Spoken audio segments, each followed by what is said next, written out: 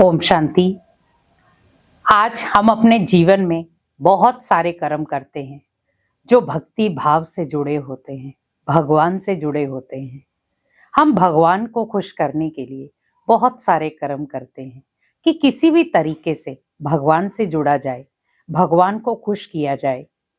लेकिन हमें ये ध्यान रखना है, अगर हमें भगवान से जुड़ना है तो कौन से ऐसे 5 कर्म करें जिससे हम भगवान से जुड़ भी सकते हैं, भगवान से मन की बात भी कर सकते हैं और भगवान उन कर्मों से खुश भी हो जाएंगे।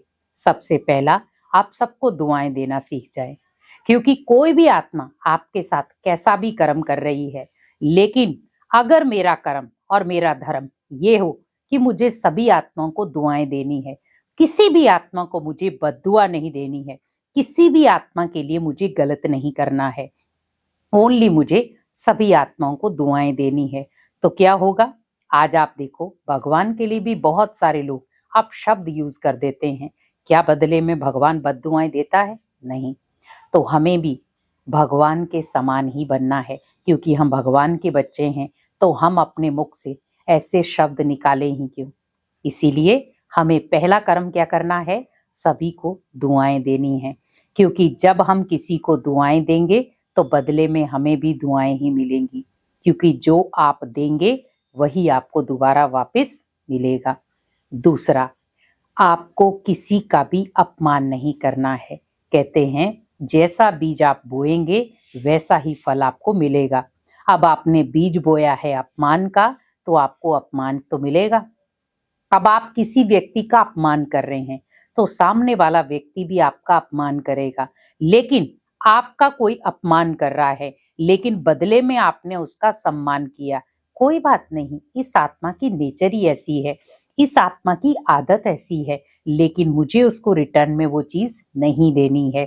जैसे एक फलदायक पेड़ है, पत्थर लेता है लेकिन रिटर्न में मीठा फल देता है। अगर इस आत्मा ने मेरा अपमान किया है, कोई बात नहीं, लेकिन मेरे पास सम्मान है, तो मुझे उसको सम्मान की नजर से देखना है।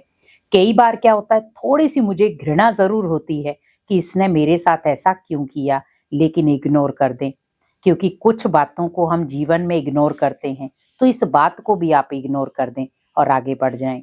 तो हमें क्या करना है? अपमान को सम्मान की दृष्टि से देखेंगे तो आपका जीवन भी श्रेष्ठ होगा और आपका कर्म भी श्रेष्ठ बन जाएगा और भगवान भी आपको ब्लेसिंग्स देगा। तीसरी चीज आपको क्या करनी है? आपको कभी किसी से रीस नहीं करनी है। बहुत सारे लोग अलग अलग कर्मों में बहुत सारे लोगों की रीस करते हैं। मुझे उससे आगे जाना है, मुझे उससे आगे बढ़ना है, करके दिखाऊंगा मैं। रेस आप सभी से करो, लेकिन रीस किसी की नहीं करो, क्योंकि कई बार हम रीस के चक्कर में बहुत सारे गलत कर्म कर जाते हैं, और जब हम रीस करते हैं कई बार हम गलत संग के शिकार भी हो जाते हैं। रीस नहीं करनी है, रेस करनी है, और वो अच्छे कर्मों की रेस करो, आगे बढ़ने की रेस करो। मुझे कुछ बन के दिखाना है, अगर ऊंची मंजिल पर चढ़ना है तो रेस करो, रीस नहीं, क्योंकि कई बार रीस के चक्कर में हम गलत संगति के भी शिकार हो जाते हैं। लेकिन अगर आप रेस करेंगे तो जीत आपकी होगी, मंजिल आपको मिलेगी और शानदार जीत के आप काबिल बनेंगे।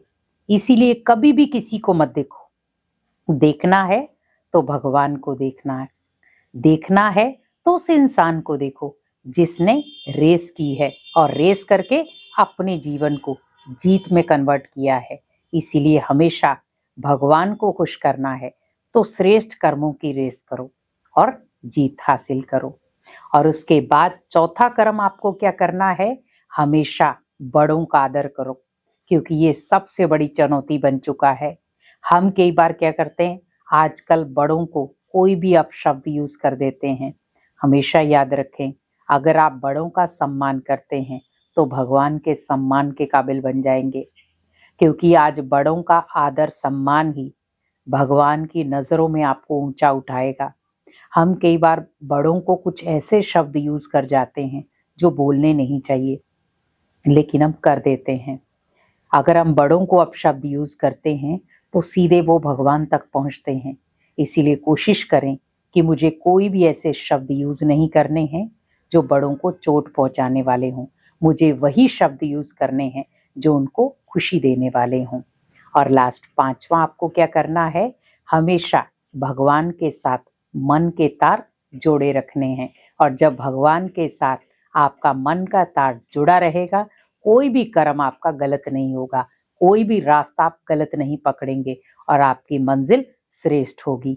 भगवान का हाथ पकड़कर आप चलेंगे, कभी आपको अकेलेपन का महसूसता नहीं होगी, कभी आप गलत रास्ते पर नहीं जाएंगे, कभी आपको गलत संगति नहीं मिलेगी और कभी भी आप असफलता में नहीं आएंगे।